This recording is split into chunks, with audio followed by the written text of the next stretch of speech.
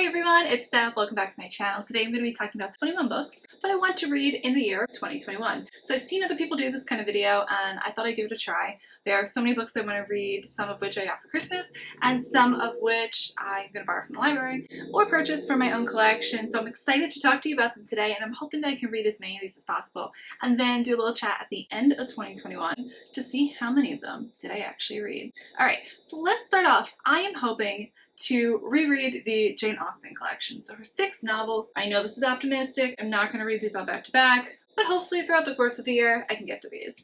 So here, in no particular order, we have Emma, Persuasion, Northanger Abbey, Mansfield Park, Pride and Prejudice, and Sense and Sensibility. So I'm really psyched to have a matching set. I've never had a matching set of a collection like this before by an author, so this is pretty cool and it makes me happy. And I wanted to get these primarily because I want to annotate them.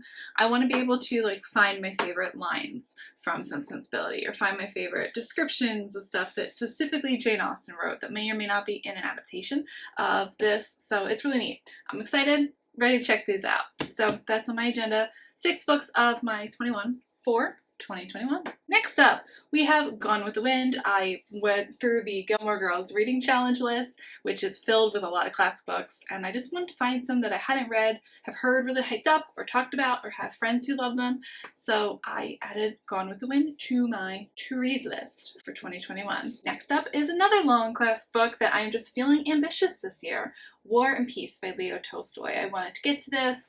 I have seen some really interesting pictures from film adaptations of this book, and as always, I like to see the original content before I can watch the film if possible, because I love to compare the two. I'd love to see the author's original vision before seeing someone else's interpretation of their work. Between the different film adaptations with Audrey Hepburn, and then we have the more recent one with Lily James, and also The Great Comet, which is a Broadway show inspired by a small portion of War and Peace.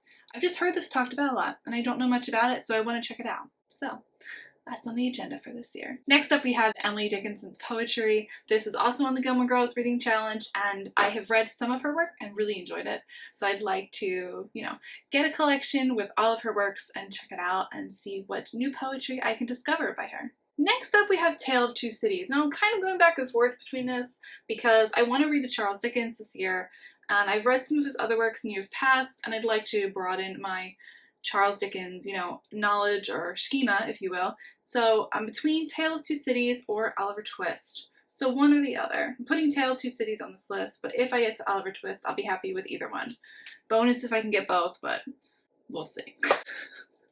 Next up we have Best Laid Plans by Sara. This is one I definitely want to get to because she's one of my favorite authors, so I had to put that on this list. Next up we have Winning the Gentleman. I loved the first book in this series, so I'm excited to read the second one when it comes out this year by Christine Hunter. Next one we have is another sequel to Right or Wrong. I read the first one last summer and really enjoyed it, so I'm really excited to get to know this character better in this story. Next up we have Dreams of Savannah. This author has written a lot of books that take place in England, so I'm interested to see in a different setting, in a different era, Civil War era, what this story turns out to be.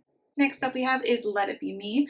This is a Christian fiction, Christian romance story. I've really enjoyed the other books by this author, so I'm interested to see this as a second in a series. I'm sure it can be read as a standalone, but it's nice to kind of see the continuing story, see what happens to those characters I started to get to know in the first book, and see what happens to them in this one. Next one is The Off Limits Role by Sarah Adams. This is a story I'm really excited to get to. It's been really talked about a lot right now on social media because it just came out, and I'm psyched to check it out and get to see what it's about. Next up we have Merchant and the Rogue. This is the continuation of The Lady and the Highwayman, Dread Penny Society stories. There we go. I'm interested to know these characters a bit better. Sounds like an intriguing story. Next up, The Cousins. This just came out at the end of 2020. I've read Karen McManus's other stories, and I'm excited to see what this story kind of brings to the YA mystery thriller genre. So I'm eager to get to The Cousins and see what this story is all about. Next up we have Mr. Gardner and the Governess. This is by Sally Britton, who I discovered in 2020. She has a ton of books out and I really enjoyed what I've read so far, so I'm eager to get to more, and I love this cover. I think it's gorgeous. And I think she has a sequel coming out this coming year, so I definitely want to read the first one before I think about reading the sequel. Next up we have Pachinko. So this is something I've heard talked about. I like historical fiction and I love the cover. I think it's really beautiful. So I'm really interested to see how this story is kind of a way to dive into history and learn something new while also getting invested in these characters and being along the ride for their journey. Last but not least, we have The Silence Between Us. So you know I had to have a disability representation on here. I'm sure I will find more, but this one specifically is about hearing loss. It's a YA book, so it's a book about two teenagers. One teenager who is deaf. I don't know if it's one or two, what the hearing loss situation is. This has been on my TBR for a while, so I want to check out more information about this and borrow this from my library so I can see what this story is all about. I'm excited to see what books I can explore this year and discover, and hopefully I can share them with you. I hope that you enjoyed this video. Maybe you discovered a new book. Let me know in the comments if you're planning to read any of these books, and if you have any books in mind for 2021. I'd love to hear about them in the comments. So thanks so much for watching, and I'll chat with you guys soon. Have a great day.